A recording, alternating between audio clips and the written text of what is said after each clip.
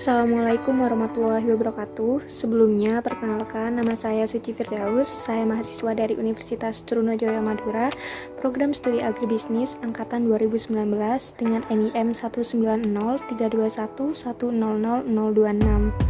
Pada video kali ini, saya ingin mereview sekaligus menganalisis salah satu UMKM yang berada di Kota Bangkalan, tepatnya berada di daerah Demangan Timur, Jalan Kyai Haji Muhammad Khalil. Nama UMKM-nya yaitu Imajus. Langsung kita simak aja ya videonya.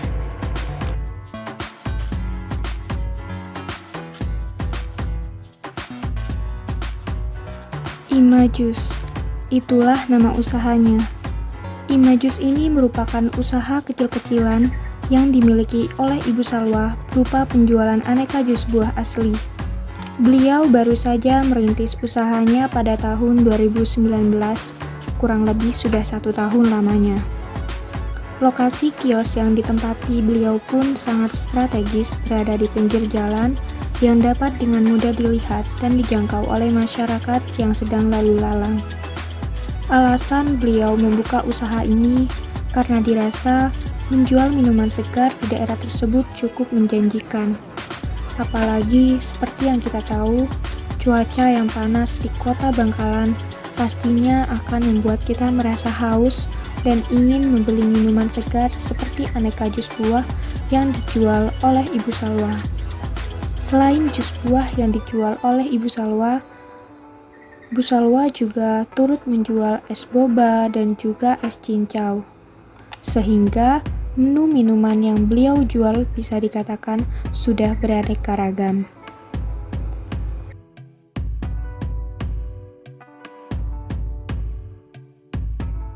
Ini suasana saat saya melakukan wawancara di toko Imajus dengan pemiliknya, Ibu Salwa sendiri. Di sini pada saat proses wawancara, saya menanyakan berbagai pertanyaan, mulai dari bentuk kepemilikan bisnisnya, tahun berdirinya, lalu modalnya, omset, begitu juga dengan bagaimana lingkungan bisnis di sana. Lalu di sana saya menanyakan terkait struktur organisasinya juga dan bagaimana bentuk manajemen SDM di sana. Lalu juga saya menanyakan terkait tanggung jawab sosial yang pernah dilakukan oleh Ibu Salwa. Nah, jika dirasa video profil dan wawancaranya sudah saya tampilkan, selanjutnya saya akan mempresentasikan beberapa poin yang sudah saya analisis terkait UMKM Imajus. Poin yang pertama yaitu bentuk kepemilikan bisnis. Bentuk kepemilikan bisnis dari UMKM Imajus ini yaitu perusahaan perseorangan. Mengapa demikian?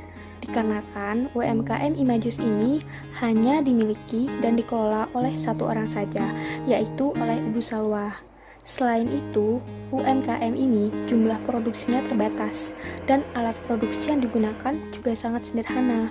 Oleh karena itu, UMKM ini termasuk dalam perusahaan perseorangan. Untuk poin yang kedua yaitu lingkungan bisnis. Lingkungan bisnis ini merupakan segala sesuatu yang bersangkutan dengan aktivitas bisnis dalam suatu perusahaan. Lingkungan bisnis sendiri terdapat 2 lingkungan, yaitu lingkungan internal dan lingkungan eksternal. Untuk lingkungan internalnya dalam UMKM ini ada modal. Modal yang dimiliki oleh Ibu Salwa, modal awalnya sebesar 11 juta. 11 juta rupiah ini digunakan untuk mendukung proses produksinya dan juga menyewa tempat. Dan omset yang didapatkan oleh Ibu Salwa sendiri kurang lebih sebesar 3 juta per bulannya.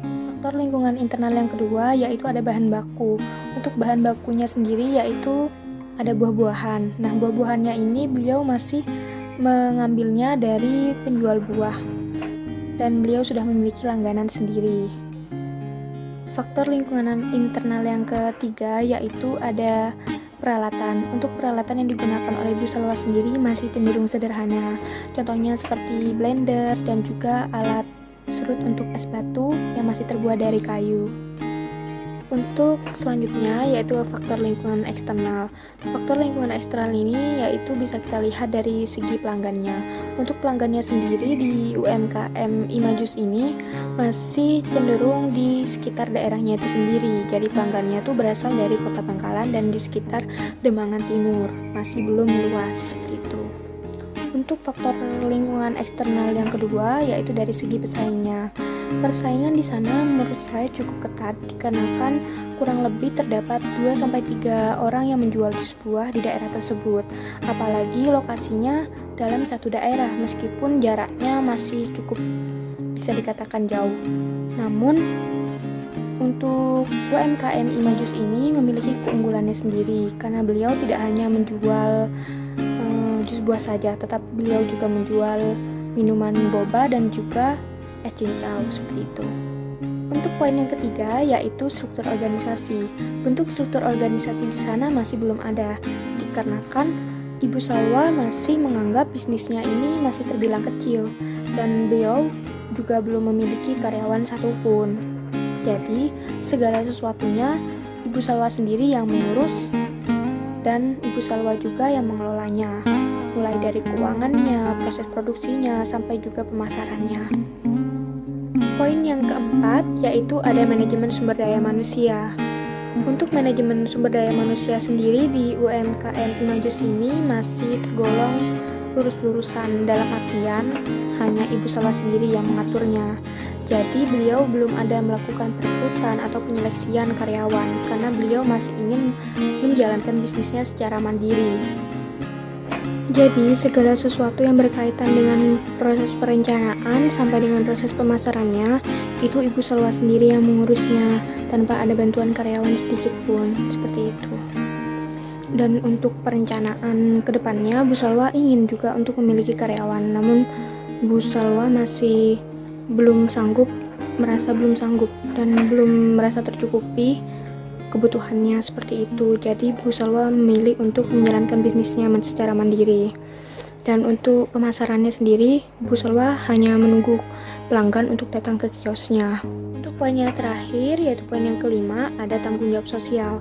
Tanggung jawab sosial yang pernah dilakukan oleh Ibu Salwa sendiri seperti beliau pernah membagikan minuman gratis kepada beberapa anak pondok di pesantren sekitar daerah Demangan tersebut. Selain itu, Ibu Salwa juga bertanggung jawab atas limbah kulit buah yang dia miliki.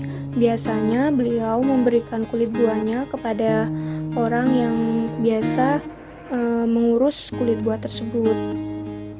Kurang lebih itu adalah masyarakat sekitar, namun di situ beliau dikenakan biaya.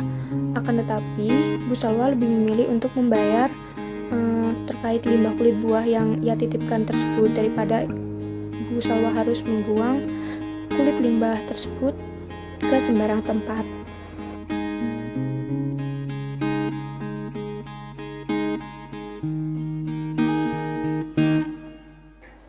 Mungkin cukup sampai di sini terkait analisa UMKM Imajus. Kurang lebihnya saya mohon maaf dan saya ucapkan terima kasih banyak. Wabillahi taufiq wal hidayah. Wassalamualaikum warahmatullahi wabarakatuh.